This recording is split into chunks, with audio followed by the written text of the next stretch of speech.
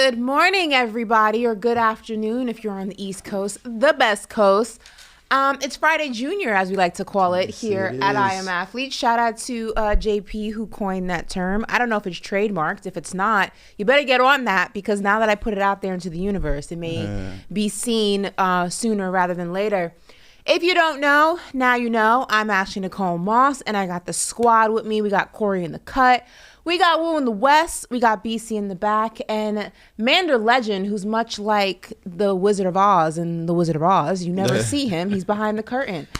And sending love, light, and positivity once again to Brandon Marshall. He is still feeling under the weather. He will be joining us hopefully very soon, but he just needed a couple of days to get himself situated and healthy, and health is wealth, and that's the most important thing. So we're holding it down all week, and hopefully he can rejoin us next week. We'll keep you posted on that. Yeah. But there's a lot to get into now. If you saw the headline for today's show, we're going to be talking all things music, sports, and apparently strip clubs. That was not my topic of choice. I was outvoted, but I can roll with the punches. It shall get interesting. We got some news of the day. But first, can I air a grievance that I have? Let's go ahead. Okay, cool. Yesterday, we gave our list of top pure scorers in the NBA, and all three of us, when I say all three of us, I mean myself, Corey, and Antoine, gave our list.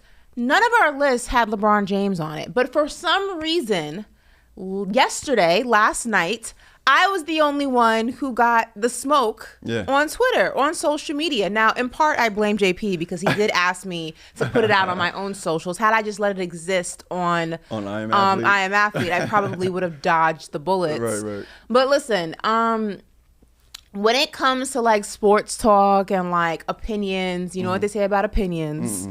There are some lists, like I said, that everyone kind of unanimously agrees on, and then there are some lists that people, will be a little bit more polarizing, if you will. It'll be a lot more discussion and things like that. Right. LeBron James fans are like the beehive. Like, they attacked like crazy yesterday. But let me make something very, very clear, okay?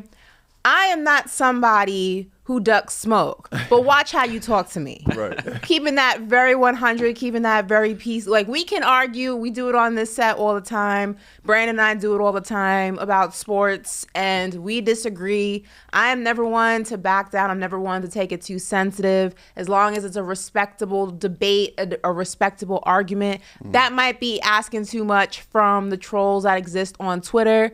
But for all the people on social media and in the Twitter space, y'all can disagree with my takes. You can disagree with what I say, what I don't say. Heck, you can even dislike me and disagree with everything that comes out of my mouth. But watch how you talk to me. That's all I got to say. Keep it super respectful. Keep it classy, or it can get messy, because I can get messy too. Okay? And that's that on that. Yeah, right. And that's that. Yeah, I hope you stood your ground in those, in those threads yesterday. You know what, though? Hey, but I brought it up. I said, why didn't we bring up LeBron? I mean, I'm still it's a standing top on what I 5 said, list. We didn't bring him up one time. Here's the thing. I didn't, we were talking pure scorers. Like, LeBron's top 3 of all time. I don't know if anybody can argue with that at this point in the game. Maybe a few years ago we could have had that argument. And I was one of those people who's like, he's not top 3. But I've changed my stance. He's top 3. It goes, for me personally, it goes Michael, Kobe, LeBron at this point. But we were talking pure scorers. We weren't talking most points. We weren't talking all NBA leading scorers. We were talking about guys who really had the ability to create their own shot anywhere on the court, who are known for their shooting ability in so many different aspects of the game.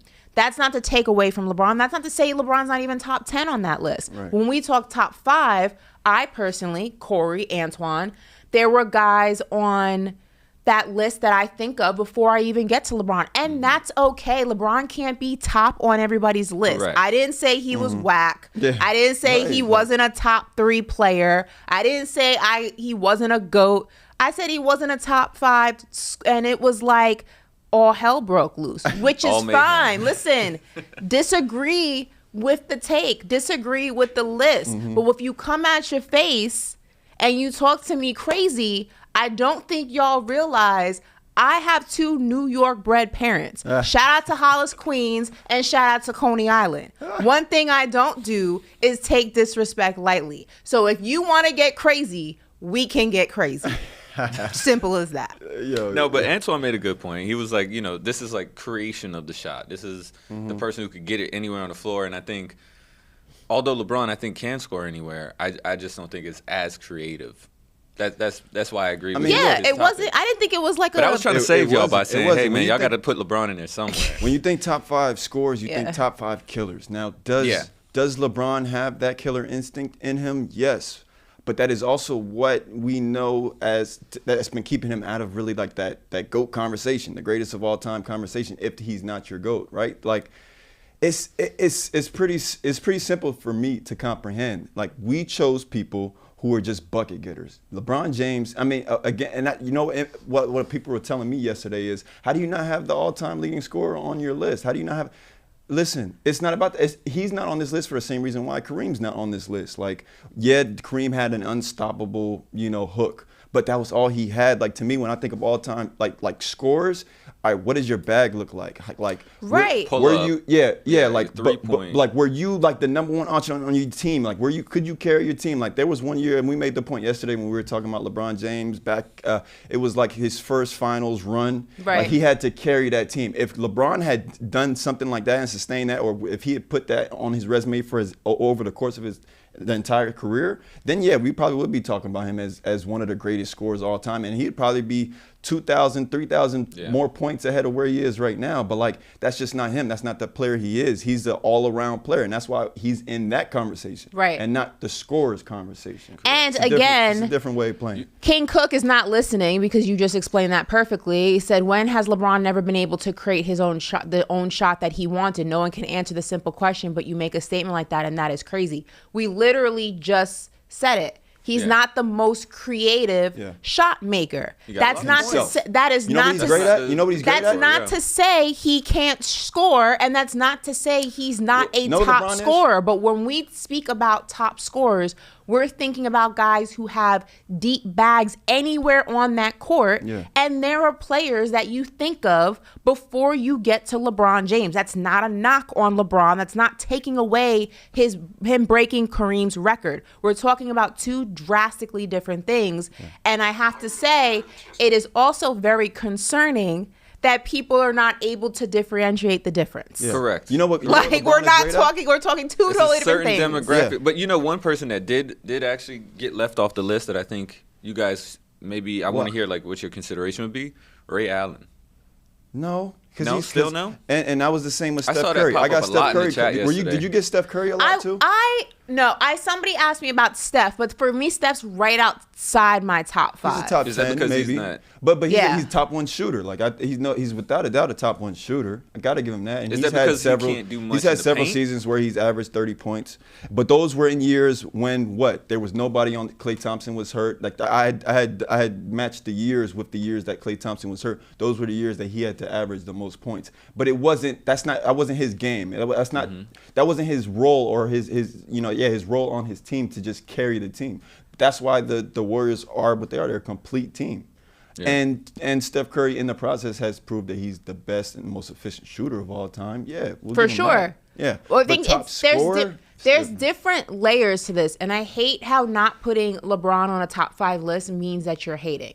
Like, I've always said LeBron is a top 3 player of all time. Yeah. Like, how does that mean he's not? And I've said this before. Do I consider him the GOAT? No, for me, that's Jordan. But I'm not mad at somebody who thinks LeBron James is the GOAT. Mm-hmm. I disagree, but that's my opinion. Just like I say Kobe Bryant is my GOAT. If someone said LeBron is their GOAT, I'm not going to disagree with that either. My whole thing is like, not putting somebody on a list doesn't make you a hater. Right. Lists are opinion based. Right. We all have different opinions. Mm-hmm. We all see the game, somewhat differently. Yes, there's universal aspects of the game, but there's also things that we prioritize and we see differently, which is why some lists don't always look the same. Yeah. Everybody respectfully grow up. Yeah. And this is why LeBron is also left off my list. LeBron James is he's a great playmaker. He's a great shot maker. I give him that because that's why I think he's the second greatest player of all time. But that's not his archetype. That's the best way I can like really think of it and comprehend it, right? Like think of what these players' archetypes are. Everybody who was on all of our lists, they're shot creators. They're guys that can get the bucket. KD, Kobe, Michael Jordan, all of those guys.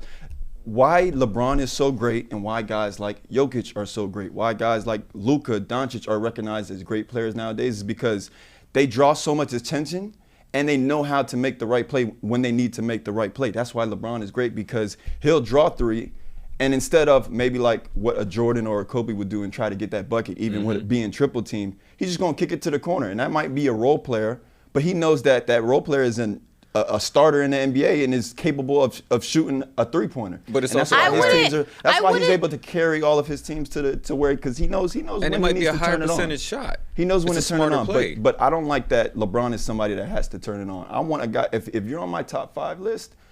And granted, you know, people can be like, but James Harden, what about James? Well, I'm talking about prime James Harden, what James Harden was able to show us over the course of his career. He's a guy, he doesn't need to turn it on. If the ball is in his hand, he's trying to get a bucket. And that was the consensus of all of the guys on my top 5.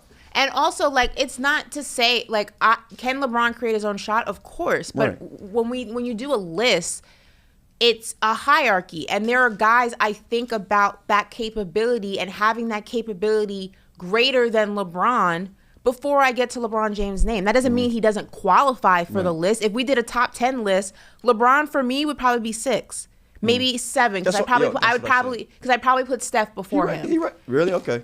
Yeah, maybe I don't know. I would have teetered. He either would have been 6 or 7. Like he would have been right outside of that because like we only did 5. Yeah. I was just shocked that 3 people, 5 each, not one of you guys chose LeBron. I get it. Top 2, 3 could be the same, but I was just a little shocked by that, and I could tell some of the people in here. But it's the definition, guys. That's the thing. Is like they're not defining greatest overall. They're defining who has that pure shot, and that's why I brought up a Ray Allen because like his, you know, the Jesus Shuttlesworth kind of like he's just a pure shooter. He's really a spot up shooter though. I guess that's why he wouldn't be. That's probably why. Yeah. A top scorer of all Whereas time. a James Harden, bringing it back to that conversation, can in his prime do what he can do and then create that shot. It's tiers. That's the misunderstanding I think that's happening here. Is there's tiers to this conversation? Yeah, no, there is. We can blame Jazz for this because he didn't specify the graphic. We should have put top 5 pure scorers instead of scorers, and maybe that would have clarified this whole thing. But whatever. But I don't know why that would have been needed, anyways. But yeah, whatever. All right, let's get into the news of the day. So yesterday, a report surfaced that Saquon Barkley had declined a $13 million a year contract from the Giants. And Saquon on Twitter called cap. He was just like, no, that's not what happened. They didn't offer me $13 million. But the latest report, and that was via Pro Football Talk, and now the latest reports are saying that, because we know the deadline for him to sign the franchise tag, to kind of give you some backstory, the New York Giants tagged Saquon Barkley with the franchise tag, so that allows he will be eligible to make $10 million next year. And of course, they've been in contract talks between, you know, both sides have been in contract talks, and he wants obviously more than what the franchise tag pays. But with this here, the report saying he declined $13 million. I've seen reports saying that they're going to sign him to $14 million. What really is Saquon calling cap to here? Is it the $13 million? Is it to like the offer? Is it to that they even offered him something? Because $13 million. That's not. You don't think that's a good offer for Saquon, Ashley? I think it's a solid offer. I don't know what he's calling cap towards. I mean, if I had to guess, it'd probably be the fact that they offered it at all. Yeah, you're right. That's what I'm thinking. I think that makes more sense than the 13 number, but I mean that timeline is approaching. I mean, isn't it July 17th? 17th. That's Monday. That's Monday. It's the 13th. So there's like 4 days left to go ahead and figure something out.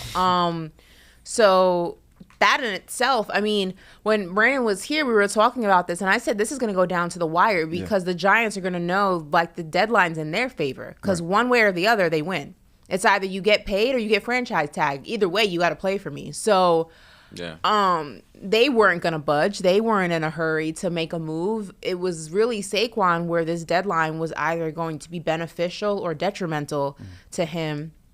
It's unfortunate that it's gotten this far. And listen, there's still time left on the clock. I mean, football, it's not like a 9 to 5 where they're going to clock out Friday at 5 o'clock. Like Saturday and Sunday are days that do count to try to make something happen.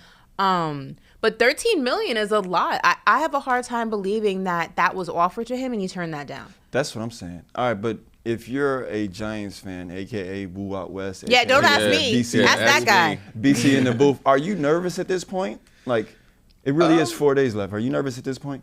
I'm only nervous if he decides to sit out, really, because like Ashley said, he's still going to be under some form of a contract. But I think just looking at the numbers and 16 mil being the highest right now, I think most running backs are getting. I don't see anything wrong with 13 or 14. Because that's what I'm saying. If you're franchise tag and that pays 10, and you reportedly were offered 13, you wouldn't hop on that? Or are you standing on what you feel you're worth, which may be 14 million according to the latest reports? I mean, I think for him right now, you're still at that 13 million. Even I mean, I would hope he get what he's out for, but that 13 million to me is still top 3. Yeah, because top 3 paid running backs. If you think about the conversation, like the sound bites that we've heard from Saquon over the past few weeks, it doesn't seem like he's being unreasonable. Like some people may say, well, maybe he's waiting to be paid become the highest paid running back in the NFL, but that would kind of contradict the way that he has been just going about speaking about this situation, because he's come out and said, look, like, I understand what the market is. I'm not trying to be difficult. I just want what I'm deserved. I just want what I am worthy of. And for me, that doesn't sound like somebody who's trying to be the highest paid. That sounds like somebody who understands the NFL is not a running back league right now. Running backs aren't getting paid these massive contracts, but I just want a number that reflects my worth, and specifically my worth to this team.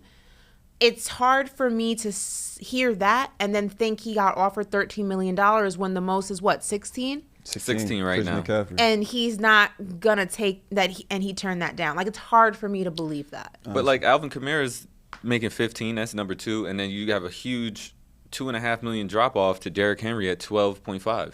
Yeah. So it's like you're still a top 3 paid. I'm not saying he should accept any of this, but you also have to read the room. Yeah. Understand that's where the running back position is going, and he's right. He'd be right in the middle. Yeah. And he'd be the third. His type of running back is going away too. I was watching something the other day, and it's like that slick, fast, quick is kind of going out because the game is changing so much that it's just more brute force, more just running through the hole and getting that extra 2 or 3 yards, and we're going to pay more attention to the quarterbacks and receivers. Yeah. So it's like, I kind of feel like, I don't want to say like take whatever they give you, but at the same time, this is still a top 3 contract if he takes it right now for his position. Yeah, it's interesting. Like I said, I'm leaning towards more that the cap was the fact that they didn't offer that to him at all. That's what I'm thinking. Because 13, if I'm Saquon, I'm hopping on that. Because like I said, that puts you as the 3rd highest paid running back in the NFL. So, all right. Well, who's another guy we talked about for months with this conversation regarding contracts and whatnot was Lamar Jackson. But we're not going to talk about contract negotiations. We're going to talk about what he did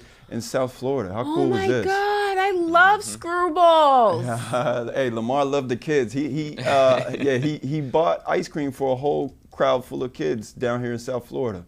I thought that was really cool, on Lamar. Oh, I mean, that's awesome, man. To get back, I assume this is an area he probably grew up in, and and it's hot as hell down as an here. ice cream truck kid, that it is. Like as an ice cream truck kid, like I would have definitely appreciated someone coming back to the block and buying me, strawberry shortcake. You know what I mean? Yo, I was just getting ready to ask what your go-to order was. Strawberry shortcake. So I had 3, right? Mine was strawberry shortcake, screwballs. I loved a screwball. Is that the one with the ball at the bottom? The gumball at the bottom? Yeah. Gumball at the bottom? It was like if you put the video back up, you actually see it on the thing. It comes in like a cone type it's like a looking cone thing. with a it's like an ice cream cone? It's like an icy type thing in the cone. And then at the very bottom is a gumball. Really? So it's called a screwball. Okay. And the strawberry horrible gum, by the way. Horrible gum. You see it right there, the cherry screwball? At the top. It's on the door. It's on the door right there. See that? You'll To see the it in a left? second. We'll replay it. It's right on the left-hand side underneath the... You see what that yellow is? The yellow one? To the left on the door? Yeah, it's right there. So Yeah. like, The video got to play. It's kind of cut off. It's right? kinda No, cut off, when yeah. if we replay it, you'll be able to... Right there, Boom. cherry Oh, screwball. I see it. Yeah. I see it. Oh, so it's in like a plastic It's a little icy. thing. Yeah, it's like a little icy Oh, with an a icy. gumball at the bottom. Oh, man. So my favorite was a strawberry Missed shortcake, out on that. the screwball, and I loved a firecracker. Really? I don't know the fire. Man, y'all fancy. Right there. Though. I know that one, the little popsicle right there. The red, white, and blue. Yeah. Oh, that one. Okay. I was super basic. I'd either get like a snow cone or like an ice cream sandwich. Nah, I mean, I was an ice cream sandwich type guy.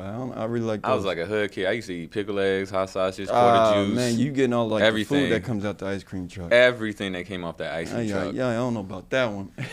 Trust me, I can't have that diet anymore. Yeah, no. Dang, so yeah. wait, there are people in the chat who don't know what haven't had a screwball? I Like, honestly okay, never had a screwball. in the chat, if you've ever had a screwball, give me a thumbs up. If you've never had a screwball, put a thumbs down. Screwball was the best. Like, that was so good. I mean, the gum, like you said, Andrew, was nasty. Like, Yeah. I never even ate the gum. I used to just spit it out. Yeah. But it was just Yeah. the process of getting to it that was fun. I think I remember you saying too. You said the gum was quality. It's Quality trash. was trash. Trust me. It's like that double bubble.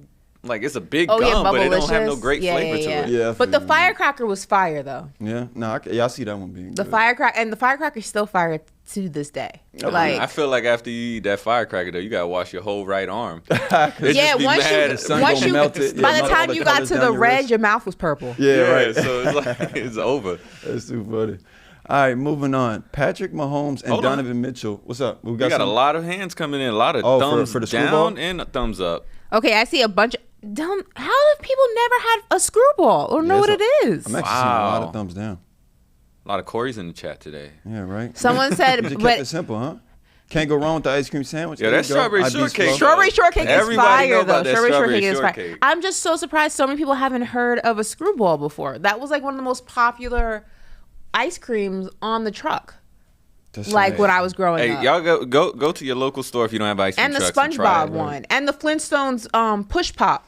The push The pops. push I pop didn't like was the Those are SpongeBob nice. one. the I mean, SpongeBob one was okay, and the Spider-Man it was wasn't it like okay. a cotton candy flavor kind of? Like I can't Yeah. really describe the taste of that SpongeBob. Yeah, one. it I was a didn't really like little whatever, but the Flintstones push pop was fire. it. Yeah, that one was good. You just slide them up, slide I it down. remember Yeah, remember that push one. pop was fire. I remember that one. Man, that ice cream truck, yo, that was an experience back in the day. But yeah, moving on. As I was getting to, Patrick Mahomes and Donovan Mitchell have agreed to an NFL versus NBA softball game. Who y'all got off the top? Who y'all got winning that? Like, Donovan Mitchell just this past week at the All-Star Week for the MLB, participated in like a little celebrity softball game. He and Zach LaVine were participants in that. And then, Patrick Mahomes, he has a little background in baseball. At Texas Tech, he played baseball, but after his sophomore year, he decided to just focus more on football. I feel like in football, there's just more baseball players too. I think you found more football players dip into baseball than you would basketball players, just kind of given the height that basketball players are. Yeah. But off the top, who you got winning this? It depends on the team. Yeah. Like, because Donovan Mitchell played baseball. Okay. Zach LaVine played baseball. I'm trying to think. I wonder how long Zach LaVine played baseball. There's a few other guys who Can imagine he was just that mad play tall. that actually played baseball, like for real. Okay. I'm drawing a blank on their name. But if I had to lean towards, I'd probably lean towards NFL. Yeah.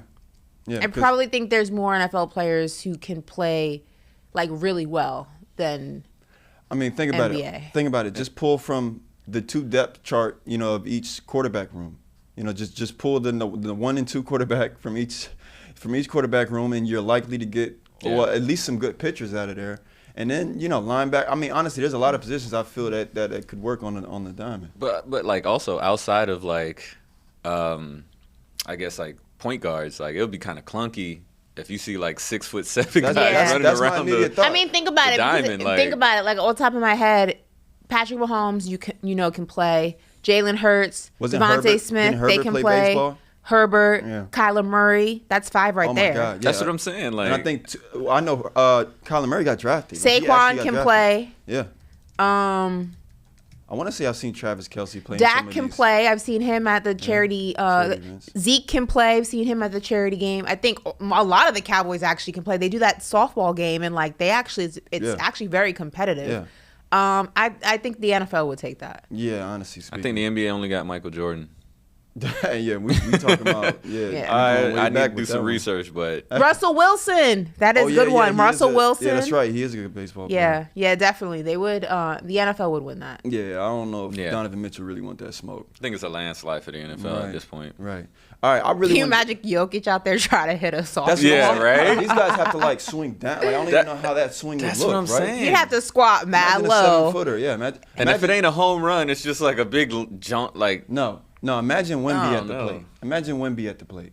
Come on. You saw Wemby throw the first pitch at the Yankee game. Because that's what I'm trying to figure out. I'm like, you would have a small pool of guys that could probably be pitchers because what NBA player, like you can't have a pitcher that's, I mean, don't get me wrong, I don't know baseball. No, you can have a tall pitcher. You can have tall pitchers. Yeah, There's pitchers that are tall. That doesn't make a difference. But I mean, the average height in the NBA, I mean, look at Aaron, 6'8", and also look at you can have someone at bat who's tall. Look, Aaron Judge is a big guy. Yeah, he's like what 6'7". So is Stanton. Like Randy Johnson was 6'10". Yeah, was he really? Yeah, he's 6'10". I had to look him up because I'm like, yo, he was pretty tall. He's dead 6'10". Yeah, he was almost 7 feet tall. No, so he giving me hope. I didn't know that, and I'm very familiar with Randy Johnson. Yeah. Wow. That's interesting. It'd just be funny, like seeing Jokic like there and like try to hit it, and then he would be like, "I am not meant for this game," and it'd be a home run in a Jokic fashion. Yeah, that would be funny if like his first time up, he actually hit a home run. That'd be funny. No, right? It's like Get MVP. Jokic just does everything good. He just does everything good. Yeah, that'd be funny. Yo, so I really wanted to get y'all's thoughts on this. All right, Donald Glover and Maya Erskine. Hopefully I pronounced her name right. Are playing in the remake of Mr. and Mrs. Smith. And you know who Donald Glover is, right? That's Childish Gambino. Yeah, Childish Gambino. He's going to play Mr. Smith in the remake. Does that sit well with you? Why do I need a remake of the movie? The movie wasn't like a classic to remake it. It was a good movie. Yeah, it was a good movie. You don't think that was the classic? Mr. Like when I think of a classic, I think of like White Men Can't Jump and Boys in the Hood. But action, like, I mean, like in the action genre. Was it like a classic? It was a good movie. It was maybe a first of its kind. But I would. Sort of, was it? But I don't know. Maybe my definition of classic is different. Mr. and Mrs. Smith ain't a classic. With Angelina Jolie and Brad Pitt, is that what we're talking about? Yeah. I can still see the scene right now when they had the yellow shades on and they was just in like the home. It was like a home. Oh, and they were just sniping after each other. I don't know if I call. Just circling them and they just. Like, I don't know if I classify that as a classic film. Really? Like, that's what I said. I think it's a great concept. I want to get like the chat's opinion on that. John Wick would be a better action film. It's not. It's a great action movie, but it's not a classic. Like a classic to me is like The Terminator is a classic. You know what I mean? Like I don't put that in the same. Maybe because it's not old enough. I just feel like when you maybe it's just like Alien versus Predator or Alien. That's a classic. Independence Day. That's a classic. Right, you know what I mean? Like I don't put that in the same category. You meet a married couple. Their last name is Smith. They introduce themselves as Mr. and Mrs. Smith. You're not chuckling. You're not laughing. You're not immediately thinking of the movie. A little bit. That's a classic. No. I wonder though. I can't say that's ever crossed my mind. Are they going to do it the same way where they don't know? Let me introduce you to Mr. and Mrs. Smith. You're going to be like, oh, like the movie, right? Like, it's a classic. Yeah, I guess. But I wonder if they're going to do it the exact same way where, they like, that was the mystery. They didn't realize that each other were secret agents. Or do they just go right into it and they're living this happy life as secret agents? Oh, you saying is it going to be a continuation? Like, I don't want to. If they're going to remake it, they can't do a continuation. Yeah, it has to be like a remake of the same. I don't want to see them living happily ever. I want to see them like that movie. We doing remake? Yeah, I think we're classifying classic different. Like I think of classic in terms of like timeline. Maybe that's why. Like. Well, listen. The original question was though, would you watch a Donald Glover Mr. and Mrs. Smith? I would watch most of Donald Glover's work. Now don't get me wrong. He's a great actor. But Mr. and Mrs. Smith, like you just saw how passionately I was talking about it being a classic. I don't know if I like Donald Glover being How do you define a classic? Like to me a classic is a movie that mostly everybody knows. Yeah. I don't think everybody knows Mr. and Mrs. Smith. I think I kind of just gave my definition of the classic. Like if like you can just hear the name of the title and it resonates, or even things like just in everyday life that might have associated with like the plot or the title of a movie, like it's a classic. I don't know. Yeah, like to me a classic is a movie that like almost everybody knows. Like if you go to somebody and you're like, if you ask somebody like whether they've seen it or not, like The Terminator. Everyone knows what that is. Yeah, like, that's a classic. Yeah. Now, if you ask 10 people what The Terminator is and 10 people what Mr. and Mrs. Smith says, I'd be willing to bet, I don't think you go 10 for 10. 10 for 10? I've never met somebody that didn't know that. But you know what, You're talking about your age group. I'm talking about just get a bunch of mixed people. You saying like, all right, well, so there's no age cutoff. There's a span of ages. You have 10 people over here, 10 people over here. I'd be willing to bet you'd go almost perfect with The Terminator, and you would not go perfect with Mr. and Mrs. Smith. Depends. Are all your candidates born in 2000? A little bit. Say that again, BC? I kind of go with you a little bit on this one. It's a classic just in the sense of it's Brangelina. You know what I mean? So everybody knows that those two, that was like their first film together and stuff like that. So I don't know. Maybe that whole thing around it, I can see where you would think that it's a classic just because of the like The Godfather is a classic. Involved. No, 100%. But look, Titanic is a classic. More Tall Dog. He funny. He said toxic couple, LOL. Like, this is like the movie of all movies that portrayed or depicted a toxic couple. Like, that's as toxic as you can get. Well, it is toxic. That's the movie that ended his marriage to Jennifer Aniston. Oh my God. Yeah, you're right. Like the movie was toxic. The real life was toxic. The whole thing was toxic. That's what I'm saying. It's not like, it's all pointing towards classic. I don't know. Hey. All right, well, last part of news of the day. We'll move on from that.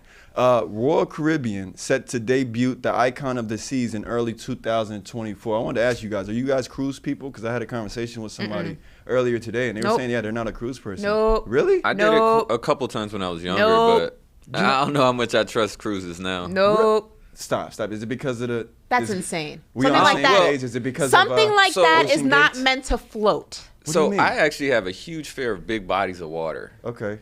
So like... To me, cruises aren't really ideal, but I'm not terrified of them. Yo, this cruise ship, do you know how much stuff is on this cruise ship, I'll do 3 days on this. That's about it. Yo, and I don't think you can do 3 days on a boat this big, though. No, I'm not sure the townhomes that they have available on this ship. There are actually townhomes you can rent on this ship throughout the length of your trip. So if you have a 7-day cruise, you can rent this you can rent this townhome, but it's going to come at a pretty high cost. $70,000 for a 7-day cruise with this townhome. But this townhome, 1,700 square feet. They could keep that. Right? There's an interior space. There's a main level balcony that's 400 square feet. There's also a master bedroom, and that master bedroom has a 90 square foot balcony. Like layout. And there's also a backyard area, 251 square foot backyard area. Nope. Why do you need a backyard on a boat? On the cruise ship, right? But I still think that's first of all, look how massive that thing is. It's not supposed to float. Like, that's insane. And you guys know I have no fear of the ocean. I am a water baby. I love the ocean. I've spoken about, in the Bahamas, docking a boat in the middle of the ocean, swimming to the beach, like. Oh, you better than me. I love the water. But I am not somebody who likes cruise ships. Really? I'm not a cruise ship person. There's a few reasons why. The germs alone freak me out. There's all those people in one space eating at the same buffets. It's just too. It's too much. Yeah, it's just much. It's like a freaking petri dish of bacteria. It's freaky. Two, I'm like somebody who likes to fly to my destination, get there and enjoy it, and not have to worry about docking and getting off and docking and I want to fly to where I'm going, be there, maybe venture out into town, maybe do some excursions, but I don't want to have to get back on it and spend 5 more days in the middle of the ocean to get to the next destination. Take a plane. Yeah. It's just, why are we doing this? We have planes. We have airplanes. Just imagine an incredibly entertaining and joyful trip to your destination. Yeah, because he's talking about but the clubs, the gambling, that's the what I'm dancing. saying. But you don't even really get to enjoy the if you take but if you take a cruise to say Mexico, right? I'm just gonna throw that out there. If you take a cruise to Mexico, you don't even if you're really interested in going to Mexico, you don't even get to spend that much time in Mexico. Right, correct. The bulk of your time is spent on this massive moving ship in the middle of the ocean looking at nothing but water. And by the time you get to Mexico, you have maybe 6 hours to enjoy your time there. And then you got to get back on the ship. Yeah. How is that fun to anybody? You got to listen to, look. It's the I want to go to Mexico. This doesn't sound fun? But I want to go to Mexico. Like, I don't want to go I want to go to Mexico and enjoy Mexico. I don't want to go there for 6 hours. Not the destination. But right. Well, you going on a cruise then for the wrong reasons. Just book your Mexico trip. But that's my point. But then book the cruise ship and actually enjoy. Look, on this ship, 7 pools. I mean, I guess that's what we do with that, right? But 6 water slides, a skydiving simulator, the little surf simulator. We know what that is. A rock climbing wall, a casino, Broadway-style theater shows, and more than 15 bars and nightclubs. Like, that's tough to me. Like, I mean, I'm gonna make the most of this experience. Hey, right man, here, I think I know what kind of dad Corey gonna be. What you mean? What you mean? I'm definitely taking my family on a cruise ship, yo. Yeah, but I'm gonna go to good destinations. What I really want to do is like one of those cruise ships that go in Europe, though. That's what I want to do. Yeah. And they go to the European destinations. Yeah. To me personally, I don't need to be at a European, like in a European city for longer than maybe a day. You can take a train. They have trains that connect you to everywhere in Europe. But why not, instead of having to go back to a boring hotel room, I can go back to a cruise ship? Because it's dirty. That's the benefit is though. I think most cruise ships are inclusive, right? Huh? Aren't most all inclusive, like all inclusive? Unlimited so I think eating, that's unlimited I think you're everything. really paying for the cruise more than the. They have Mexico all-inclusive resorts. you like on land. And this is not because I have a fear of water. It's because it doesn't make sense. Like, if you're somebody, there are some people who are strictly just cruisers. Yeah. So if you're not interested, like, if you could care less about like the actual destination and enjoying those destinations that the cruise are going to, then yeah, I guess a cruise is for you. But for me, if like I want to see Mexico, if I want to see the Bahamas, I'm not trying to see it for 6 hours. And true story, when I was in Jamaica, I was in Ocho Rios. Love Jamaica, one of my favorite places in the world. You lived in Jamaica? I said no, I love Jamaica. One of my favorite places in the world. I've been so many times. Shout out Jamaica. I'm gonna go back. I need to go back. I think I'm gonna go back next month. I went to Ocho Rios on a cruise, ironically. No. See, I went to Ocho Rios like for real. Yes, yeah, right. took the long ride to Ocho Rios from the airport. Got to enjoy it on land. But it was funny because where my hotel was in Ocho Rios, like there was a cruise ship that had docked like out. You could still see it, and you see it dock. And I had spent like all day out on the beach, and so I saw it when it came in, and like as the people were unloading, and I saw it when people were getting back on. This is a true story. So they're getting back on, and the ship starts pulling off, and then maybe like 5 minutes later, you see this family try to book it down the dock, and the ship's not gonna stop. Once it's moving, it's gone. Right. And they stood there and were like, "Now what? Now you gotta figure it. Now you gotta get to the next port and meet the cruise ship, so that they can go ahead and so you can get back on. Continue the destination. Stranded in Does that sound like fun to you, Corey? I mean, no, but I think I'm gonna be a responsible adult and be able to get back to the ship on time. But yeah, I mean, I get it. Like I don't like the fact that when I went to Ocho Rios, we was definitely given like 6 hours. So, that's whack. And I was mad too because at the other locations we were given a little bit longer, maybe like 10 hours, 8 to 10 hours. Yeah, they shorted us with 6 hours in Jamaica. But I mean, I hear you. I still like cruises. I still will be taking my family on some cruises. But let's move on. I think we have Antoine Walker on. Is that right? Yeah, we do. My guy, there he is. Yo, Antoine, we were just talking about cruises. You like cruises? Hell no. I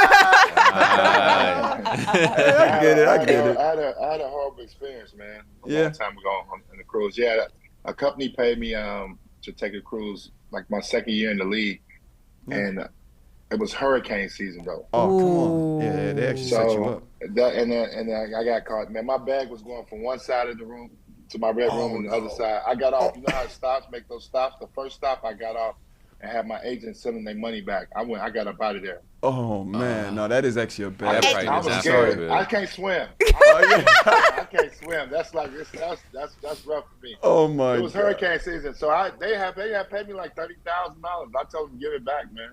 I was supposed to be on a cruise for 7 days. And you haven't been on one since? Antoine said, you can't even pay me to take a cruise. No. You can't even pay me to take one. I don't care how nice that boat looks. It looks nice, though. Wow. Antoine, I can swim. I like the water. I'm not getting on that cruise ship though. Like that, there's too many factors for me. And like, worst comes to worst, if you are on a vacation on land and you need to get out, you know what you do? You can leave. Like if something goes wrong on that ship, you stuck. Like whether you get sick, whether there's an emergency, whether you just no longer want to be there, whether you're fighting with your wife or your husband, you're like, you cannot leave that ship. You are stuck there. Yeah, That's not no. Yo, but you got. Nah. I mean, I could go on forever. It looks nice though. Yeah, well, I'll be the one just sending y'all videos and selfies from when. All right, Corey. And you know what happens when you get stuck on that boat? Don't try to call up. We're not calling the Coast Guard for you. You're on your own. Hey, Corey, just go to the front of the boat, put your arms out, and just take that picture right there, bro. Oh my God, that Titanic picture fashion. Oh Lord. All right, moving on. Hey, I want to talk the ESPY Awards. So it was a great show last night. Antoine, I don't know if you were able to catch a couple of glimpses of it, but a lot of people won some awards last night. And LeBron James, I think I want to start there, right? LeBron James, he accepted the award for a record-breaking performance when he passed Kareem Abdul-Jabbar for the all-time scoring record. And then he also announced that he wasn't going to retire. Antoine, did you have any doubts that LeBron James wasn't going to come back?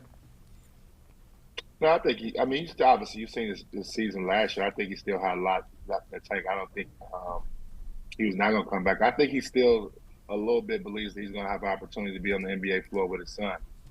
Yeah. I still think he wants that to happen. So I think if he can stay healthy and still perform at I wouldn't even say a high level, at a decent level when he's just being very competitive, I think LeBron's going to stick around and try to play with his son.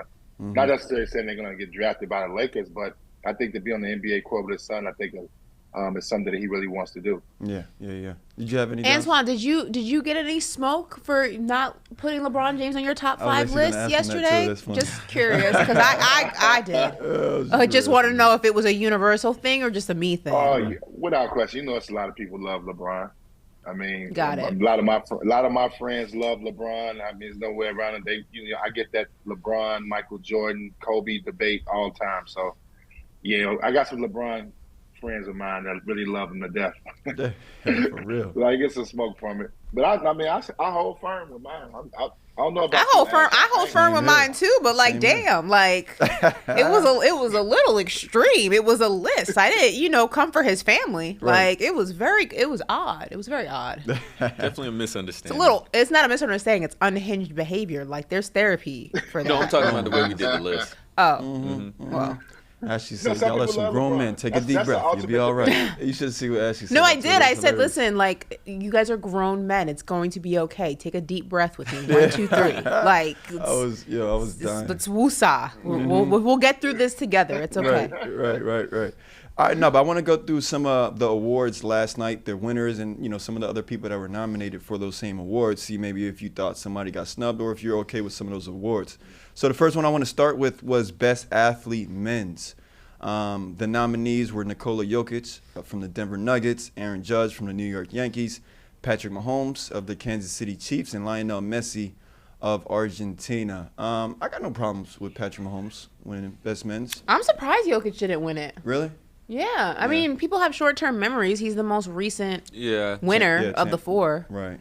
But I'm not mad at Patrick Mahomes, but I definitely am surprised Jokic didn't, I'm not mad at Patrick Mahomes, but I'm surprised Jokic didn't. Yeah, I thought it was probably a toss-up between Jokic and Patrick Mahomes. What did you thought? You think there was a snub here, or are you cool with Patrick Mahomes taking it, Antoine? No, I like Patrick Mahomes, and he is a great athlete. But I mean, I think we discredit sometimes what Joker is doing on the basketball court with his triple doubles and his size. I think people underestimate how hard that is for a guy his size to do that, and I think. Awards like this can, will stand out and let people know how good he is and how rare of a talent that he is. So I have a lot of respect for him. Mm-hmm. It's interesting too that Messi wasn't a potential winner, remember he got his first World Cup with Argentina. Like that was, he finally reached that goal. That was massive. Like that was the last piece to his GOAT puzzle, if you will. So that's interesting that he didn't get it. Yeah. Wasn't this also the first trip for Denver? First trip for Denver. Messi's first World Cup. Patrick Mahomes has won a Super Bowl before. I'm pretty sure. I think he's won this award before. But you know what it is? Messi probably wasn't going to show up. Jokic is in his home country with his horses. He wasn't going to show up. So that's a good. Yeah, you might be right. It's probably out of the 4 who was going to show up. Yeah, Aaron Judge is in the middle of a season. Right. Patrick and Mahomes. With injuries too. So Patrick Mahomes, you get it again. Not saying he didn't deserve it, but that may be some of it. You know what a funny story about the ESPYs? So we won the championship. I would say, they get the award. Well, at least you're nominated for like the best team of the year. So I go to the ESPYs. I never make it to the ESPYs, bro. I had alcohol poison. I never left my room. No, listen. We won a championship. After the parade, I went on a 30-day celebration. 30 days. 30 days. He locked it in. He committed to it. Got that subscription. I tried to do 30 days and 30 nights. I tried to. I got to like 22. Whoa. And ESPYs was around then. It was around like day 22. I started in Miami, LA, New York. I went to all cities that was popping.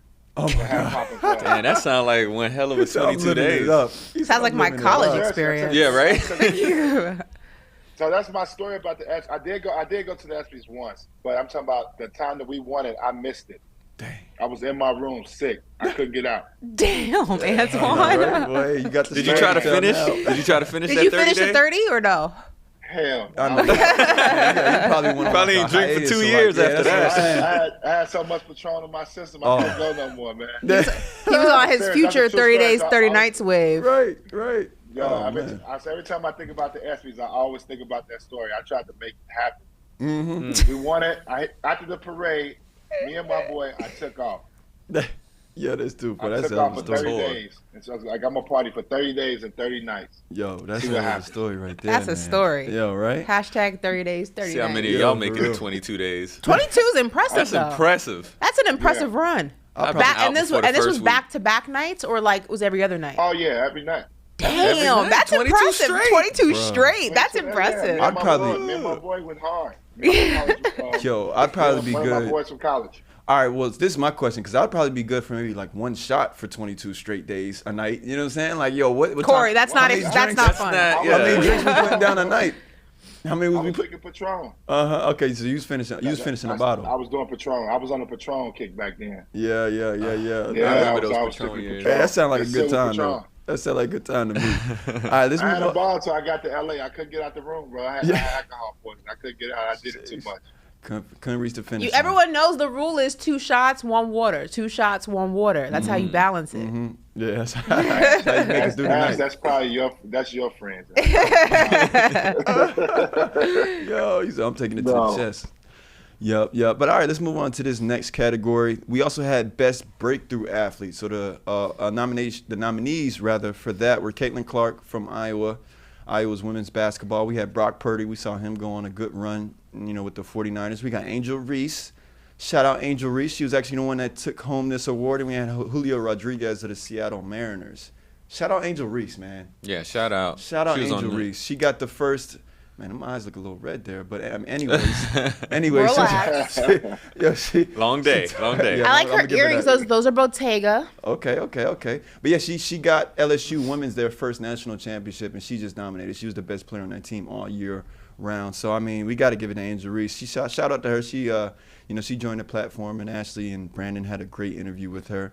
But she took home Best Breakthrough Athlete of the Year, rather. How do y'all feel about this? Well deserved. I think it makes perfect sense. The way she's also, and the way she's also been able to kind of flip that success. I mean, she's had numerous deals since then. We've seen music videos, Cardi B and Lotto. Like we've seen her.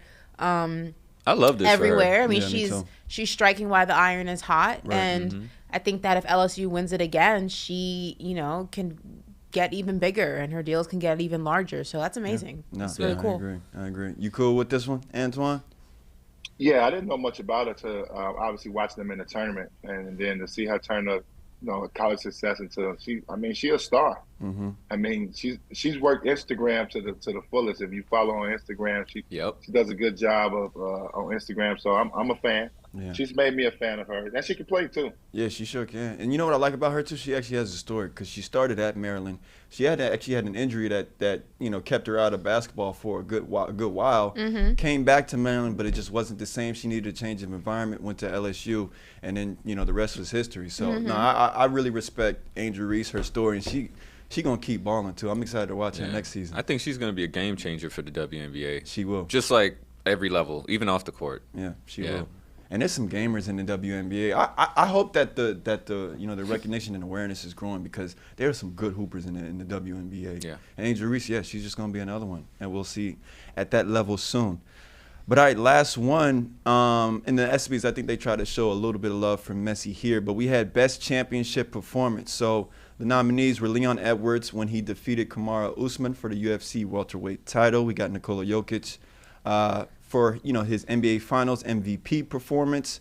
We have Lionel Messi for his World Cup final performance, which was spectacular, and then we got Rose Zhang, who had won the LPGA for the first time. Well, for her first start, rather. No, the first woman in 72 years. Yeah, the first woman in 72 years it was just like her very first one, and she won it. That was her the first significance professional with start that. and the first woman in 72 years. Exactly. So I like the Messi win, though. I mean, Messi was huge. That was, I mean, if you've been following his career like I have, that was, like I said, the last piece to his puzzle. Exactly. Yep. The last thing he needed. And everyone talks about Ronaldo, and it's always the Ronaldo versus Messi debate, who's the GOAT, and it was an insane, like, I watched that World Cup from beginning to end, and like I'm even getting goosebumps like thinking about it right now. Like I remember watching it, and when you knew it was about to happen, it was just like, holy crap, like he's about to get it. Like that's one of the most liked pictures on Instagram is him holding his World Cup trophy. Yep. But it was one hell of a World Cup. It was one hell of a story. I was so excited that Argentina won, that Messi won. More so for Messi than Argentina, like just because being a Messi fan. But that was a huge moment in sports history. I can't wait till the 21st. I'm about to go watch Messi myself. Yeah. The GOAT. And in Miami, I'm going to that game, man. I gotta be there to see him step foot on that grass for the first time. It's gonna be crazy. I would like tickets to gonna also be high, big fella. Say that Tickets again? gonna be high. Huh? It's gonna be hot. Oh, guess what? I secured me one already. I'm good. I'm Oh, good. Okay. I did also want to just kick this in for Leon, man, because I know a lot of people probably don't watch MMA, but like when he won that title against Kamaru, it was such a definitive win because his last loss, he had a 10-fight win streak, and his last loss was to Kamaru. Yeah, right. So like the uphill battle he had to go, the way he did it, and then solidified it on the next one. I just wanted to give him a shout out. He's also a fellow Jamaican by way of UK. So yeah. I'm not saying he deserved it necessarily because I know how big that was for Messi, but I just wanted to shout him out. Certainly worth the shout out. Yeah, I mean, I watched. Well, Wu was telling me that that when Leon Edwards knocked him out with the kick wasn't their last meeting. So I mean, to know that he then fought him again and then won that one too. Yeah, that's big respect because talk about an underdog in that that second matchup that they had. Fight was lost for 4 rounds. all 4 rounds, and even that 5th round, he was losing that. And then he just kicked him boom, with like 30 seconds left. Dead. Headshot, knockout. Give me the belt. It was a crazy performance. So, I just want to recognize him there for that one. But again, congratulations to Lionel Messi. Let's move on to it's going to be a pretty fun part of the show. We're going to do our top 3 fire jerseys of all time and top 3 trash jerseys of all time. So I thought we'd start with you, Ashley. How about you go through it? Antoine, we got Ashley's and we got mine. I want to get your thoughts. Let's get social media riled up one more time. I know, right? On all of these uniforms. Yeah, y'all sent me that. That made my brain work. Let me just go off. I'm just gonna go off you guys. Yeah. tell you if it's trash or not. Yeah, right. It's all good. All right, BC. So but y'all know I played in the dopest uniforms. Let me put that out there. I played in the dopest uniforms in Kentucky when we had the denim. Y'all know we played in denim. No, you didn't. My sophomore year, yes, we had denim uniforms. Denim? We got our fact checker on it right now because denim. I didn't know that. That must have been tough to play in. Yes, we had. What kind was it? Heavy denim or lightweight denim? And what type of fluids did y'all have to replenish those fluids in those denim uniforms? I know y'all was hot. This is crazy. He's not lying. Just check it out. Yeah, do we? I'm saying, could you possibly send that to BC? Yeah, I'm working on it. Yeah, get that on the show so people can see. Oh hell no! Yeah, what? I don't know how you wipe your sweat. You know when you wipe the brim of your head? Yeah, that didn't hurt. He said it didn't scrape your skin. But it was dope, man. Yeah. No, all right. So stand by for those denim uniforms. But BC, we got Ashley's top 3. So just to clarify, these are NBA jerseys that we're doing. So top 3 best NBA and top 3 worst NBA. All right. So I'll start with the worst. The Sacramento Kings 2005 through 07. Those gold, purple, silver joints were hideous. Also, the material was like this satin color, satin material, so it was shiny. Yeah. It was gross. It looked like a pair of like Hugh Hefner's pajamas. It was not sexy at all. It was whack. The New Orleans Hornets, 2012, 2013. We have Charlotte up there. I don't know. That's the wrong jersey, but I hated those jerseys because the Hornets jerseys because they were Mardi Gras inspired, and it was just all over the place. It was purple, green, gold. It just had these like ugly triangle, just like situations, like these like beads looking things. It just was not cool at all. The Dallas Mavericks 2004 through 09. These ugly green jerseys. No idea. They didn't even fit nicely. Like there's a picture of Dirk and they're just like overtaking his whole body. Yeah.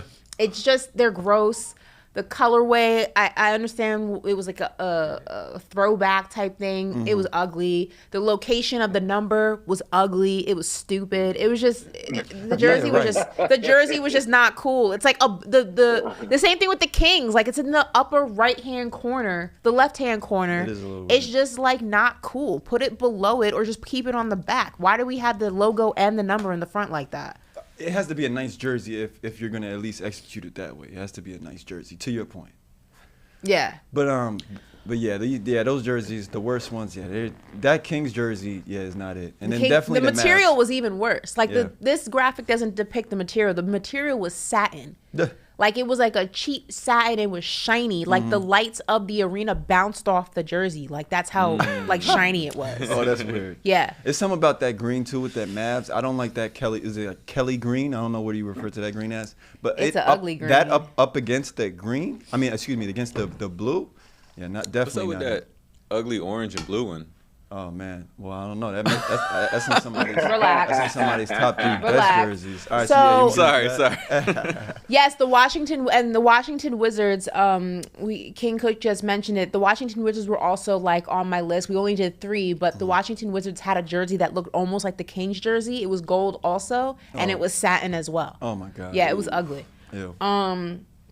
Okay, so moving to best, I had a bunch. Like we only did 3, but I also had the Vancouver Grizzlies on my list. If we did 5, they would have been on my list. Okay. If we did 5, the 76ers black jersey would have been on my list. Oh, that is a good jersey. It's one of my favorite jerseys of all time. Mm-hmm. But we only did 3. So for you like those silk ones, the black silk? No, the 76ers, the black 76er ones. They're silk? They were silk. I thought so, but I did like it. I liked it. I didn't know they were silk, but they weren't a shiny silk. Like maybe that's why I couldn't. Because it was black. Yeah, because it was black, so I never really like associated it with silk. But yeah, the black one's my favorite. Yeah. All the uniforms that was made. You see that Charlotte Hornets uniform? Well, that one, I don't know why that one's up there. That's not on my list. I think that was just a mess up. Any uniform that was made like that was terrible. He said any of them made it. Yeah, with that cut, you know what I'm saying, with that particular cut. And you talking about the Charlotte's jersey? Yeah, it looked like a t-shirt. Right, where it was like a little wide. It was like wide along like the arms, I guess, if you would have. The cut is terrible. Yeah, that I agree. Terrible. And so you played during that time, so you had to like wear like the jerseys when they were cut like that a little bit, right? No. Or was it? It was just specific to that team, really. It probably was just to certain teams, but no, I never wore that type of jersey. I just think that's terrible. That might be the worst one that they made. It really is, though. It really is. All right, also, did you finish your top best? No, I didn't start yet. Oh, that's right. Go ahead. All right, so my top best, as I mentioned, honorable mentions, Vancouver Grizzlies and also the Philadelphia 76ers. But starting with the Toronto Raptors, I know this is a very Some people love this jersey. Some people hate it. I'm a big fan of this jersey. I think of Vince Carter automatically when I see it. I love it. I just thought it was fire. I thought the graphic was dope of the Raptor. I love the way that the Raptor logo was printed out. I'm a big fan of this jersey. I don't know why. Something about it was just always cool to me. It was just always also fashion forward. It's a dope jersey. I even love seeing people wear them today. It's just so cool. I got a Vince Carter. It's the first person I think of when I see it. I got a Vince Carter. Yeah, it was on Tracy, that team. It was insane. It's like if you got that Raptor jersey, you had to get either the Vince or the Tracy. Facts. One. But that was one or two honorable mentions that I had too. I love the Raptors. My second one, the 89-98 Orlando Magic jersey. I think of Shaq. I think of Penny Hardaway. Personally, I don't know why they ever got rid of this jersey. This was one of the dopest jerseys. The black variation, the white variation, that might be one. Yeah, this is fire. I mean, the A in Orlando with it being the star, just everything about this jersey is absolutely fire. And like I said, the white variation of it is cool too. It is. Orlando needs to bring this back. I don't know why they ever got rid of these jerseys. One of the best jerseys in NBA history, personally, if you ask me. And then the 97-2001 New York Knicks jerseys. I wish, and all Knicks fans have been asking for these jerseys to come back. With the black on the side, I think of Allen Houston. I think of Latrell Sprewell, Starks, the OG Knicks, the Knicks that went to the finals. Just a classic, clean New York jersey with so much history. You're just a New York fan. You trying to? I know it's honestly. I do like it, it's one of my favorites, and I think the aspect of the black. She is, Antoine. No. Well, I think the aspect of the black is what makes it so dope for me because we've seen versions of Knicks jerseys before, since then that don't have the black, and I love them. Don't get me wrong, but it's something about this one with the black stripe going down the side and the way it breaks up the colorway.